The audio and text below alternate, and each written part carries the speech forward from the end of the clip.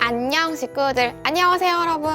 더 나은 일상을 위한 필수 개념 전해드리는 개념 있는 희애입니다. 여러분 메리 크리스마스! 오늘 촬영하는 날짜 그리고 영상에 올라갈 날짜 바로 크리스마스인데요. 크리스마스라는 얘기는 올해가 진짜 얼마 남지 않았다는 얘기잖아요. 일주일도 채 남지 않았습니다. 이맘때쯤 되면 제가 항상 하는 계획 세우기 두 가지가 있는데요. 하나는 머니 플랜, 하나는 라이프 플랜입니다. 다가오는 한 해에 내가 어떻게 돈을 쓸 것인가, 그리고 다가오는 한 해에 내가 인생을 어떻게 살아갈 것인가, 이렇게 두 가지 종류의 계획을 세우는 건데요. 오늘 영상에서는 여러분과 함께 다가오는 2021년 대박이다. 2021년에 대한 머니 플랜을 세울 겁니다. 여러분들이 이 머니 플랜을 어떻게, 얼마나 꼼꼼하게 세우느냐에 따라서 다음 해에 지출 규모 그리고 저축 규모가 달라질 수 있으니까 이 머니 플랜이 정말 중요합니다. 그럼 내년 여러분들의 주머니 크기를 결정지을 머니 플랜 저와 함께 세워볼까요? 이번 영상에서 제가 머니 플랜을 세우는 것은 이 하루 5분 머니로그, 제 책의 사은품으로 나가는 머니로그 저축 플래너랑 머니로그 이벤트 지출 플래너를 활용을 할 거예요. 이 양식 두 개는 실제로 제가 유튜브 채널에서 공유를 했었던, 제가 만든 양식을 출판사에서 예쁘게 꾸며주신 거기 때문에 정말 여러분들에게 너무나도 도움이 될 양식이라고 생각합니다. 자, 그럼 우리 진짜 본격적으로 머니 플랜을 같이 한번 세워보도록 해요. 이번에 사은품으로 제작한 이 머니로그 이벤트 지출 플래너는 여러분들이 1월부터 12월까지 어떤 이벤트에 대비해서 얼마만큼의 돈을 필요로 하는지 이런 것들을 한눈에 볼 수 있도록 제작한 양식이고요. 이 머니로그 저축 플래너는 이벤트 지출 플래너에 따라서 그렇다면 저축이 얼마만큼 필요한가, 내가 달마다 얼만큼 모아야 적정선을 모을 수 있을 것인지 이런 것들을 예측하는 플래너라고 생각해 주시면 됩니다. 제가 이렇게 먼저 지출 플래너를 작성을 해봤는데 종이가 꽤 규모가 있다 보니까 한눈에 카메라에 담기는 좀 어렵더라고요. 그래서 저는 따로 갖고 있는 양식을 아이패드로 녹화를 해서 여러분께 동시에 보여드리도록 할게요. 자, 우선 저는 저를 포함해서 가족들의 생일을 다 체크를 하도록 할게요. 이 이벤트 지출 플래너는 해마다 그 해에 고정적으로 어떤 지출이 나갈 것인지, 이벤트로서 어떤 것이 예측이 되는지 이런 것들을 보는 거기 때문에 고정되어 있는 생일이나 명절 이런 것들은 가장 먼저 체크를 해주는 게 좋습니다. 저는 우선 저희의 생일을 체크해 보도록 할게요. 저는 4월 17일이 생일이거든요. 17일 여기다. 내 생일. 제 생일에는 저한테 주는 선물로 한 10만 원 정도 쓰고 싶어요. 그래서 저는 비용은 10만 원으로 쓰겠습니다. 이제 달별로 순차적으로 할게요. 6월 2일에는 제 동생 생일이거든요. 그래서 저는 6월 2일에는 동생 생일. 동생 생일에는 10만 원 정도 이때까지 써왔던 것 같아요. 올해도 마찬가지로 10만 원 쓰겠습니다. 그리고 8월에는 생일이 두 건이에요. 저희 시동생이랑 저희 엄마 이렇게 두 건이거든요. 그래서 8월 10일. 띠디디디딩딩 띠디디디딩딩 띠디디디입니다. 저희 동생이랑 마찬가지로 10만 원 정도 쓰면 될 것 같고요. 그리고 올해는 저희 엄마랑 저희 시아버님 두 분 다 60세가 되세요. 물론 환갑은 만 60세로서 61세에 챙기는 거긴 하지만 그래서 60세라는 그 숫자 자체가 조금 특별하잖아요. 그래서 평소보다는 조금 더 비용을 쓰려고 합니다. 평소엔 한 20만 원 정도 소비를 하는데 이번 생일에는 조금 더 써서 30만 원. 그 다음에는 11월로 넘어가면 돼요. 저희 짝꿍님 생일을 먼저 표시를 하면 11월 22일 짝꿍 생일. 짝꿍님 생일에는 제가 보통 한 20만 원 정도의 선물을 하거든요. 그래서 20만 원.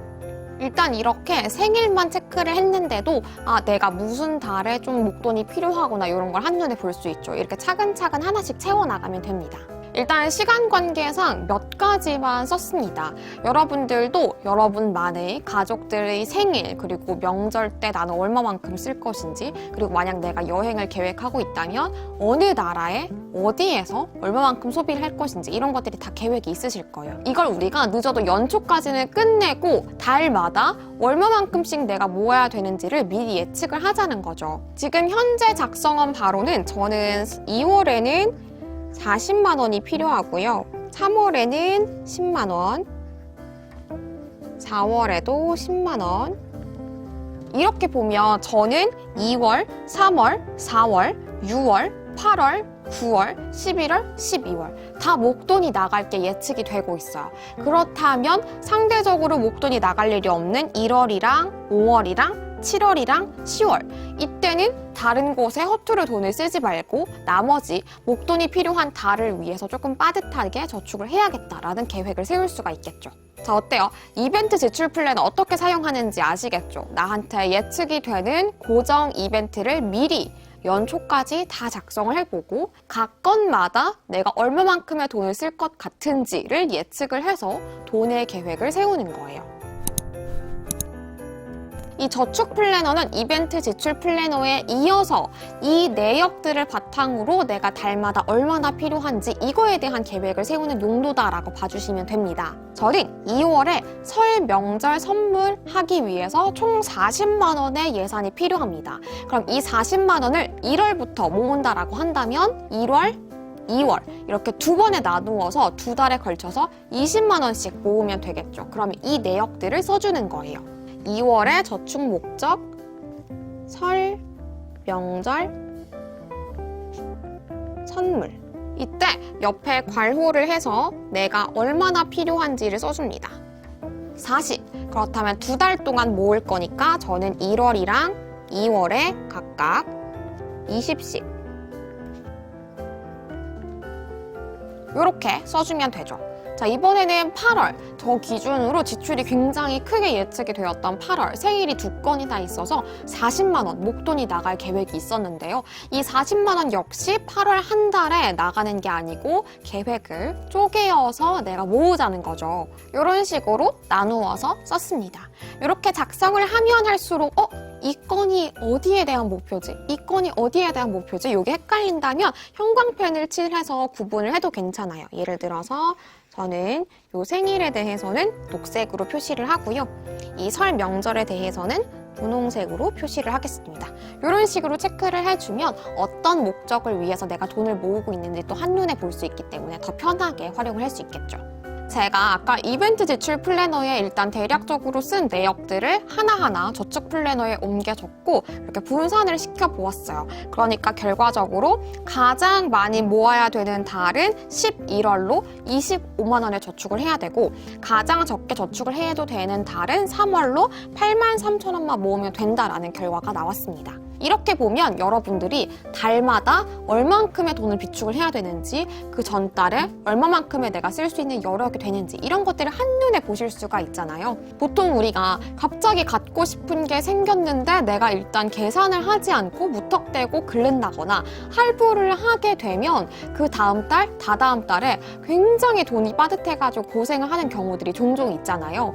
내가 갖고 싶은 걸 사더라도 사지 말라는 게 아니에요. 사더라도 내가 이 저축 플랫을 보고 이번 달에는 내가 한 5만 원만큼 여력이 있겠다.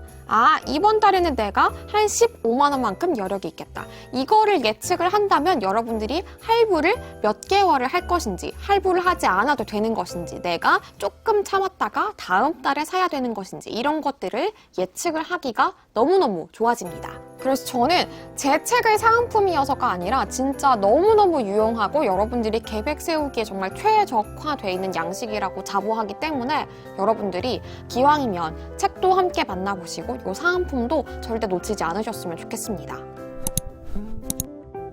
한 해를 마감하면서 그리고 한 해를 새롭게 맞이하면서 이렇게 머니 플랜을 세우는 거는 필수 단계이기 때문에 여러분들이 자산 관리, 자금 관리를 위해서 머니 플랜 절대 잊지 마시길 부탁드려요. 그럼 오늘 영상도 함께 해주셔서 너무너무 감사하고요. 우리는 다음 영상에서 또 만나요. 구독과 좋아요 잊지 마세요. 안녕!